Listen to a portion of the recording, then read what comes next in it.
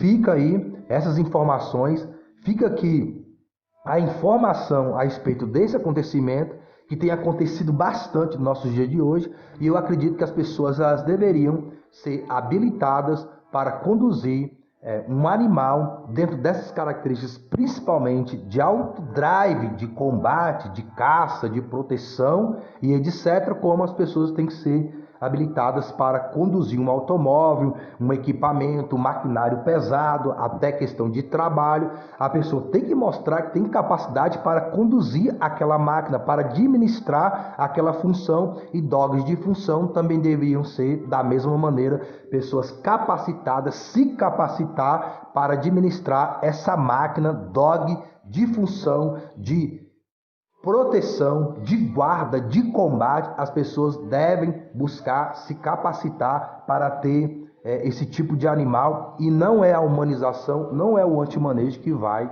capacitar você, mas sim o adestramento correto de dominância e liderança. Todos vocês vão me abandonar, disse-lhes Jesus, porque Deus declarou por meio dos profetas: eu matarei o pastor e as ovelhas se dispersarão. Mas depois que eu ressuscitar, irei para a Galiléia, e lá me encontrarei com vocês. Pedro disse a ele: eu nunca o abandonarei, não importa o que os outros façam. Pedro, disse Jesus, antes que o galo cante a segunda vez nesta madrugada, você me negará 3 vezes. Não, explodiu Pedro, nem que eu tenha de morrer com o Senhor, eu nunca o negarei. E todos juraram o mesmo. A gente vê aqui nessa passagem bíblica aqui, que o próprio Senhor Jesus Cristo está dizendo que Pedro não morreria por ele. Está bem claro, não precisa ser teólogo, não precisa ser doutor em divindade, não precisa ter bacharel de teologia. Está bem claro aqui o próprio Senhor Jesus dizendo que Pedro não morreria por ele. Eu conversando isso com uma pessoa, e a pessoa falou que eu não estava me atentando aos detalhes do texto. E ainda falou que o que o Senhor Jesus disse era heresia, porque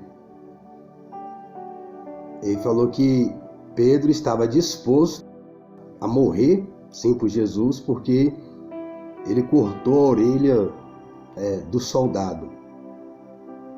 Quando foram prender Jesus, Pedro puxou da espada e cortou a orelha do soldado. Na verdade, ali ele foi matar o soldado. Ele não foi cortar a orelha, ele não mirou na orelha. Ali o soldado que se esquivou e pegou na orelha. Então ele falou que Pedro estava disposto a morrer sim por Jesus. Não, ele estava disposto a matar. A matar ele estava disposto, mas a morrer não. Porque quando perguntaram se ele estava com Jesus, ele negou. Porque se ele confessasse Jesus ali, ele seria preso, como Jesus foi preso, e sentenciado à morte, como o Senhor Jesus foi. E ele, sabendo disso, ele não teve coragem de confessar o Senhor Jesus, e foi como o próprio Cristo disse. Eu disse a esse senhor que Davi nunca havia perdido guerra, batalhas. Então ele pensou, Pedro, que o próprio Cristo falou que levassem, se tinha espada, eles falaram, temos 2. O Senhor Jesus falou, basta. Então, bem provavelmente, Pedro pensou que ali o Senhor Jesus ia estabelecer o reino de Deus sobre os romanos. Por isso que ele foi lutar. Então ele foi lutar confiando na vitória. que o próprio Cristo falou que poderia orar e descer uma legião de anjos para lutar por ele. E quando ele viu que o Senhor Jesus não ia lutar e que não ia vir os anjos para guerrear, a coragem dele foi embora. Porque como Davi nunca perdeu nenhuma batalha, ele viu o Senhor Jesus fazendo vários milagres, vários sinais, vários prodígios, várias maravilhas, ele pensou que ali o Senhor Jesus ia lutar e ele não ia morrer. Então ele estava lutando, confiando que ele não ia morrer. Eu ainda falei para esse irmão que uma coisa é você ir lutar confiando no seu irmão mais velho, que ele vai te defender e não vai deixar você apanhar. Mas quando você vê seu irmão mais velho apanhando e você sabe que você vai apanhar também, aí é outra coisa. Aí passou-se um tempo, porque esse irmão, ele me convidou para pregar. E eu tinha dito para ele que as pessoas me convidam para pregar, mas por questões políticas no ministério, elas voltam atrás. E eu tinha dado alguns exemplos para ele de acontecimentos como esse. De uma oportunidade, tem outras, que Deus falou para a pessoa me convidar para pregar, mas por questões políticas do ministério, colocaram o candidato da igreja e colocaram o líder do departamento de mocidade, algo que já estava marcado comigo. Eu expliquei para ele que geralmente essas coisas acontecem comigo. Aí, porque ele estava desmarcando, porque haveria outro tipo de trabalho na congregação, que já estava agendado, mas que no próximo culto eu estaria pregando. E quando foi ontem, ele me mandou uma mensagem: "Fala, boy". Eu já achei estranho, "fala, boy". Isso não é linguagem pra gente que é crente, mas tudo bem. Aí ele falou que estava duvidoso de me convidar para pregar, porque na nossa última conversa a respeito disso,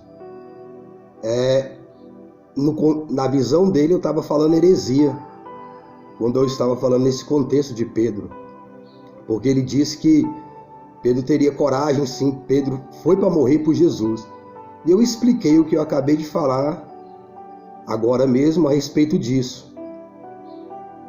Heresia é a pessoa ir contra o que o próprio Cristo está dizendo. Se o próprio Cristo está falando que ele vai negar, se o próprio Cristo está dizendo que ele não morreria por ele e aconteceu como o Cristo falou, então heresia é o que ele está comentando, que ele estava comentando, que Pedro sim foi para morrer por Jesus, sendo que o texto e o próprio Cristo está dizendo que não, que ele não morreria por Cristo como ele não morreu. E eu falei que Pedro ainda não havia nascido do Espírito Santo, eles só foram nascer do Espírito Santo mesmo, ter o Espírito Santo, depois que eles viram Cristo ressuscitado. Depois que eles viram Cristo ressuscitado, aí eles tiveram coragem de morrer por Cristo, porque eles saberiam que também ressuscitariam como Cristo ressuscitou, que eles não ficariam mortos. Aí a partir daquele momento da ressurreição de Cristo, eles tiveram coragem, sim, de morrer por Cristo, mas não antes, porque eles nem acreditavam que o Senhor ia ressuscitar. E expliquei esses detalhes para ele na oportunidade anterior. Aí ele, para justificar que estava cancelando o convite que ele mesmo fez para mim pregar, com certeza por questões políticas do ministério, já conheço isso muito bem, ele veio com esse argumento, que ele estava muito preocupado de me convidar para pregar, porque eu poderia falar alguma heresia lá e iria comprometer ele lá com os irmãos, ou com a igreja, ou com o pastor dele. E eu comentei com ele, eu falei assim: eu não me convidei para pregar, você me convidou. E eu falei para ele: prova que o que eu estou falando é heresia. Ele não tem como provar.